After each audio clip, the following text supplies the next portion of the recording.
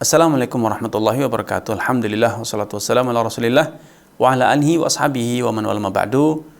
Kaum muslimin dan muslimah dimanapun Anda berada, Saudara Fajar Santoso di Bogor bertanya, apakah reksadana syariah mengandung riba? Saudara Fajar Santoso yang semoga dirahmati Allah Azza wa Jalla,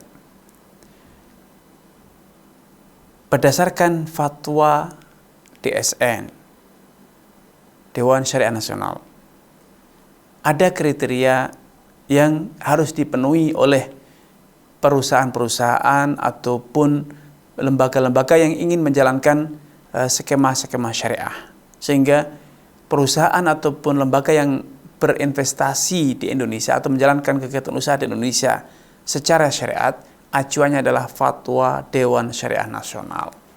Dan sebatas yang saya ketahui, dalam fatwa-fatwa Dewan Syariah Nasional Indonesia ada toleransi suatu perusahaan dikatakan sahamnya atau satu saham perusahaan dikatakan sebagai saham syariah bila minimal keuntungan dan pendapatannya itu 70% didapat dari penghasilan yang halal.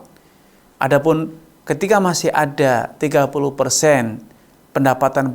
pendapatan yang tidak halal, maka itu dianggap sebagai saham yang syariah.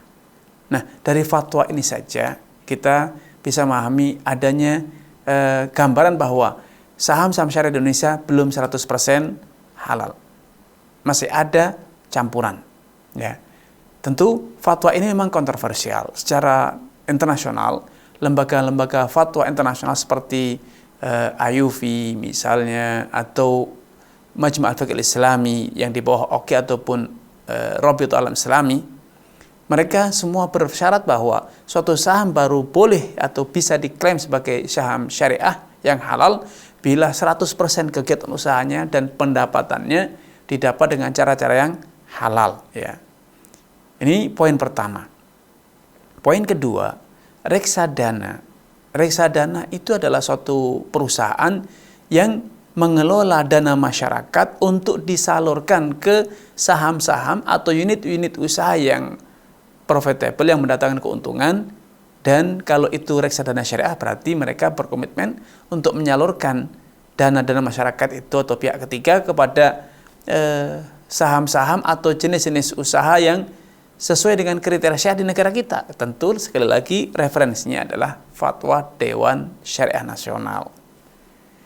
Dan karena kondisi fatwa di negara kita semacam itu, ada toleransi tentang keuntungan yang dikelola, yang didapat oleh perusahaan penerbit saham atau perusahaan yang bergerak di sektor syariah, maka tentu ini sudah tergambar bahwa kondisi reksadana syariah di Indonesia belum 100% berkomitmen halal, alias mereka masih membuka ruang toleransi, sehingga kemungkinan besar dana kita bisa saja disalurkan ke jenis-jenis usaha atau perusahaan-perusahaan yang kegiatan usahanya hanya 70% yang halal, sedangkan 30%-nya masih abu-abu.